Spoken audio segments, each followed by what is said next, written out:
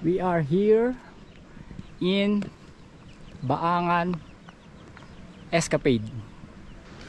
Ito siya.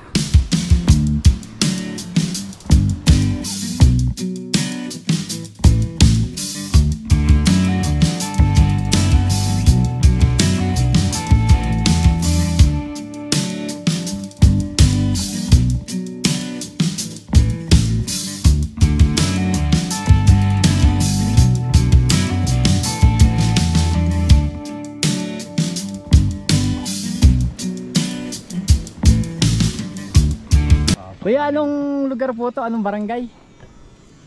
Barangay po ng Balili, bayan ng Mangkayan.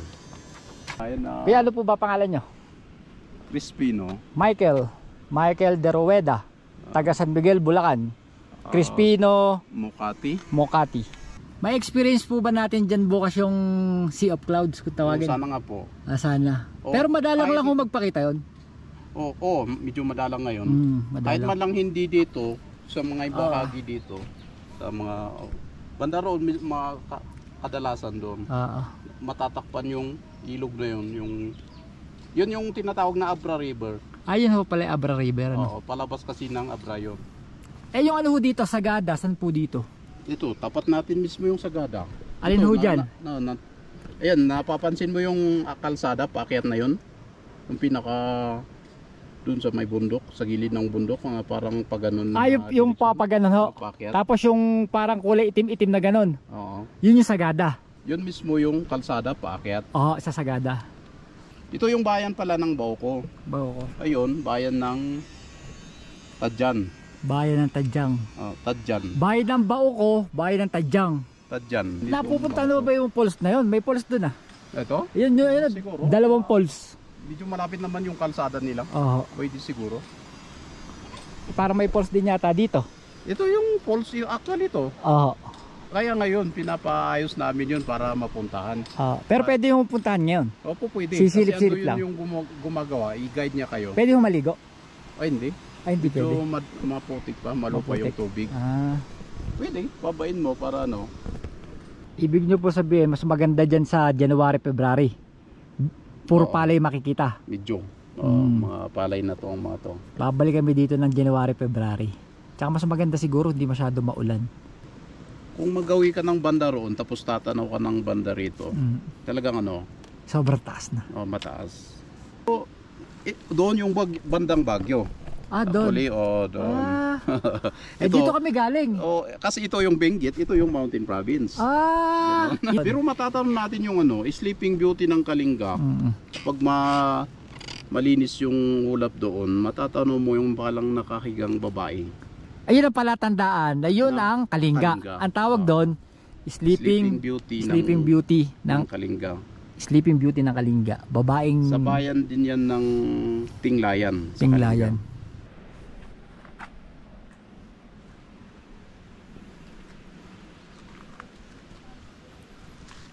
Hanggang anong oras tayo dito? Bukas? Depende. Mamaya mag-ano mo tayo? Matulog. Mag-chill. Kasi mamaya natin isipin natin.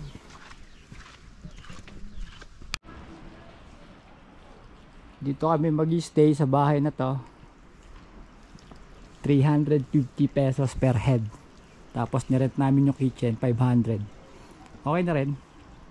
Hindi siya ganun kamahal. Komportable sa pagtulog. Saka komportable din pagka nagluto ng aming mga kakainin.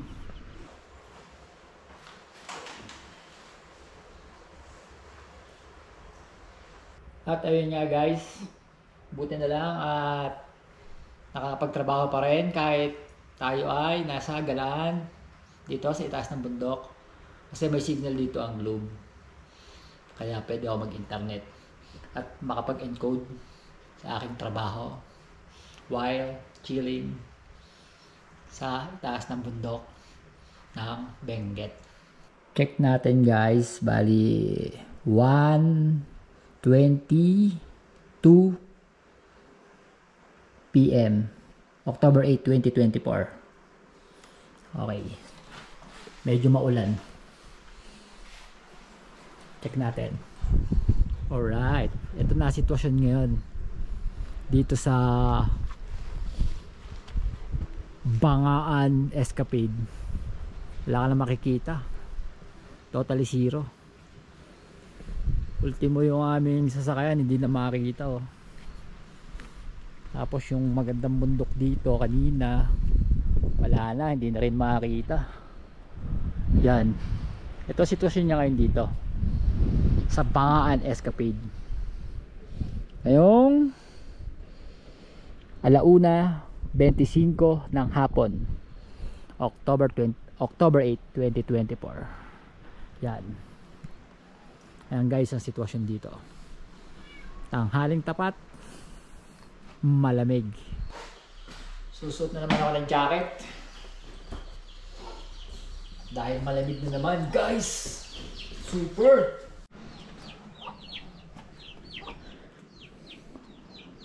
Mag-aalas 2. Ayan, medyo maliwalas na ang panahon.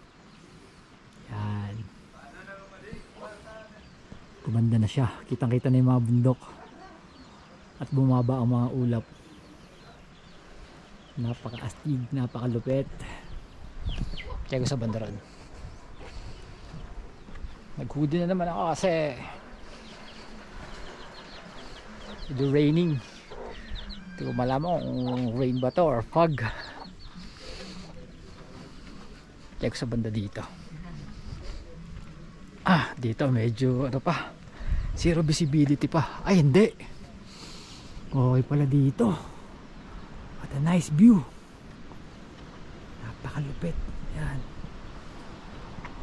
ayan mga bro, kitang kita naman mga bro, napakalanda. Yan, almost 2 PM.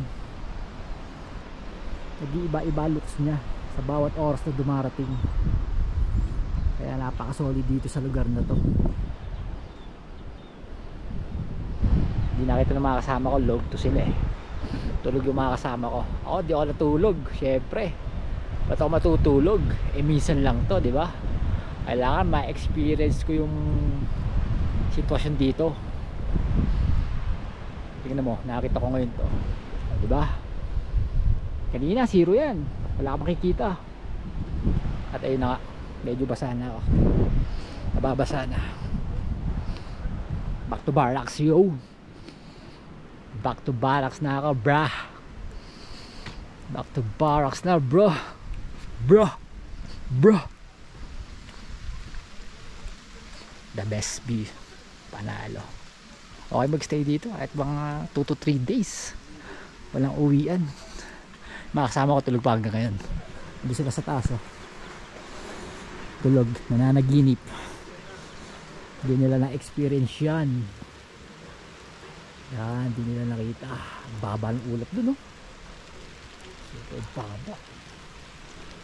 Ganda, napaka-solid eh.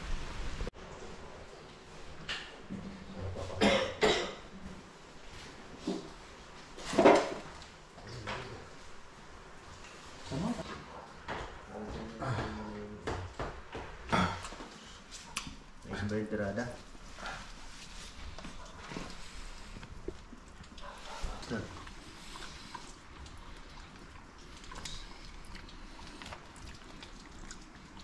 Deadly itong ano mo.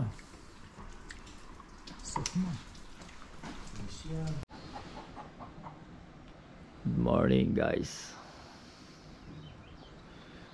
Ito kakagising lang.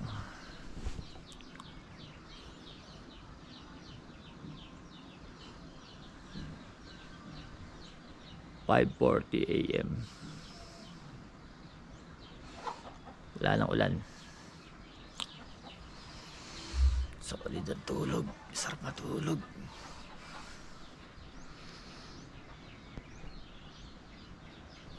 Ito vibes ngayong umaga dito sa Bangaan Escapade.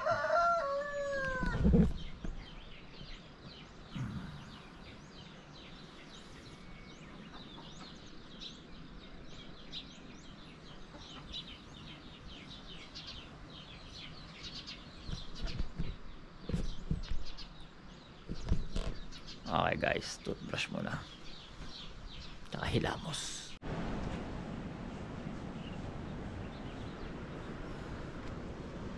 Yan yung pulse. Ang lupit naman. Pero sila solo. Bali si Solo ayaw naman.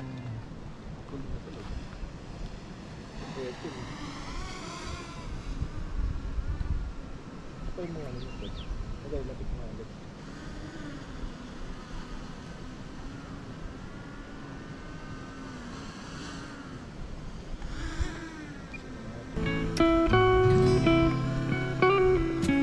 I said it's fine. I feel this way sometimes.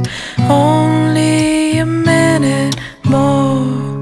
Just some hours pass by. They said it wouldn't be so easy, but I can say with love I'll smile again. Silipin namin ni Master Solo yung waterfalls dito sa Bangaan, sa likod lang ng bahay nila. Medyo mahirap yung daan, makapit pala yung Crocs.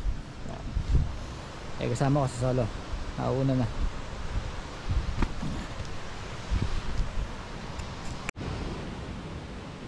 Ipapunta sa waterfalls, medyo madalas ang daan dahil gates talaga.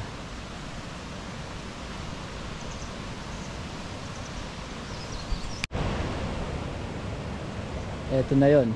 Doon sana yung pwesto, kaso nga lang medyo delikado. Hassle! Kaya dito na lang ako. Bahala ako mag-drone. Tingnan ko ano meron doon. I can promise you I'll be fine. I can promise you I'll be fine.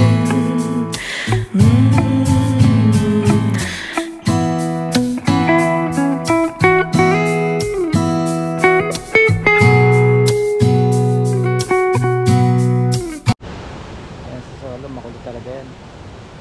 Ayan, gusto yung sumasabi.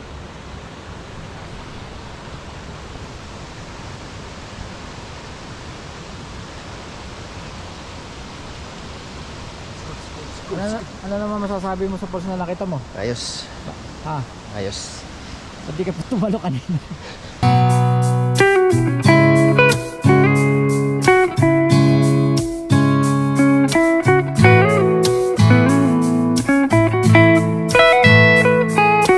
I'll just stay in my loneliness, in my bed. You'll see only lonely things. I'm into the thought that